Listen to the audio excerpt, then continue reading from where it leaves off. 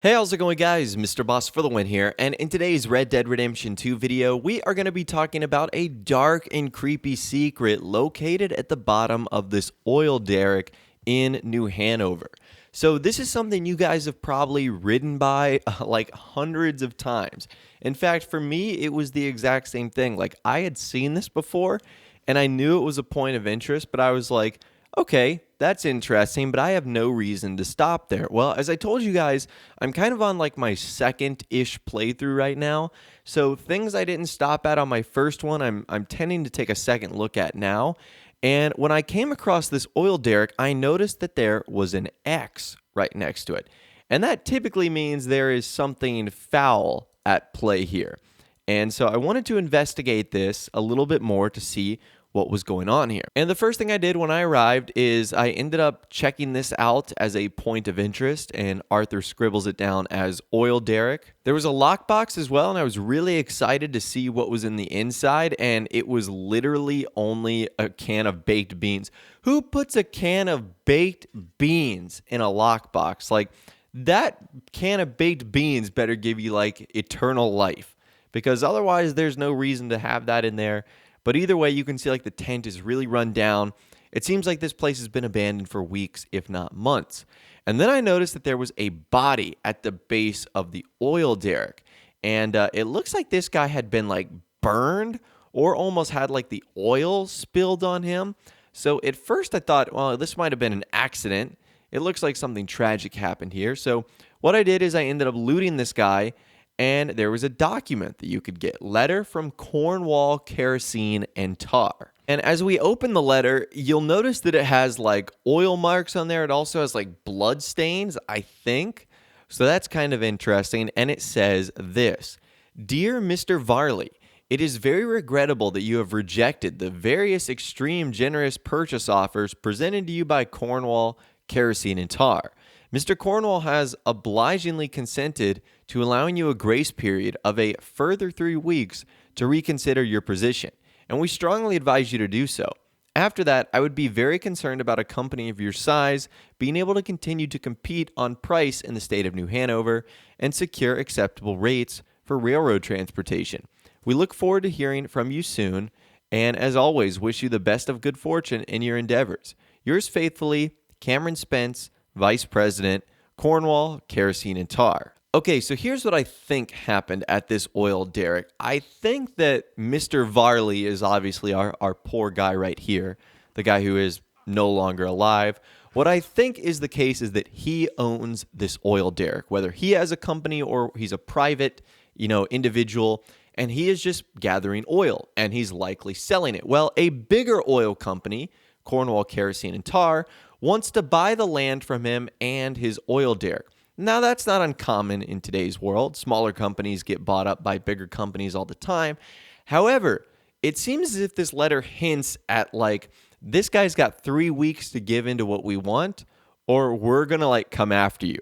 And I think Mr. Varley didn't obey Cornwall, kerosene, and tar's demands, because what I think they did is whoever was in charge at Cornwall, kerosene, and tar, or whoever, sent some of his goons out here, basically killed Mr. Varley and then destroyed the oil derrick in the process. So essentially what they did is they eliminated any of the competition that they might have. So that to me makes the most sense, especially because this is kind of located near Cornwall, kerosene, and tar, which we'll actually take a visit to in a second. So after I was done with that, I wanted to explore the rest of the oil derrick, and there's actually a dinosaur bone underneath. Now, maybe that was the reason they stopped digging for oil, although I find that kind of unlikely because it seems as if there was some foul play that definitely went on here, and that was probably the reason why everything stopped and shut down. But regardless of that, I went on to explore the rest of the area. There's some fine brandy, there's some coffee, there's some, gin, some mild provisions that you can take from this spot. And you can see where it is. It's right in between the A and the R in the Heartlands. And you can also see just how close it is to Cornwall, kerosene, and tar. Like, it's not far at all. So you could understand why they would be interested in, obviously, wanting to take over this oil derrick. So that's actually the next place I wanted to visit. I wanted to go to Cornwall, Kerosene, and Tar to see if there would be any unique interactions that would occur after I had visited this spot. And this place is very interesting. I've never actually visited here outside of a mission. Basically, it's just like a lot of oil derricks and machinery. There's like some houses and tents being built, and there's guards all over the place. They won't like shoot you on sight, but they will highly encourage you to leave quicker rather than slower. Now, unfortunately, I wasn't able to meet any foremen, or, Leviticus Cornwall himself was not here, just hanging out. So wasn't able to get any unique interactions there. I climbed to the top of this oil derrick, and then all hell broke loose.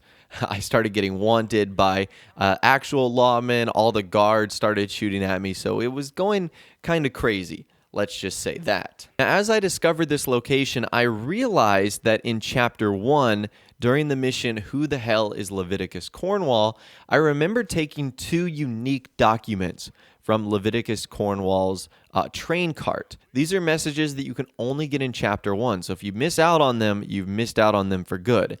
The first is Oil Company Letter to Cornwall, a letter from the Leland Oil Development Company's account department, and then the next one is Mining Company Letter to Cornwall, a letter about the Jameson Mining Company's Annesburg operation. So let's start with Oil Company Letter to Cornwall. It says this: Dear Mr. Cornwall, we are yet to receive payment of $2,000 for the initial phase of exploration at the Wapiti Indian Reservation, Ambarino, as agreed in the contract between Cornwall Kerosene and Tar and the Leland Oil Development Company dated November 9th, 1898. On receipt of the funds, we will process with phases 2 and 3 of the project and present you with a detailed report of our findings within the month. Yours respectfully, James Critchley, hopefully that's his name, Head of Accounts, Leland Oil Development Company. So I don't think this is related to our event here in New Hanover, but it does show you the type of company that Cornwall Kerosene and Tar is.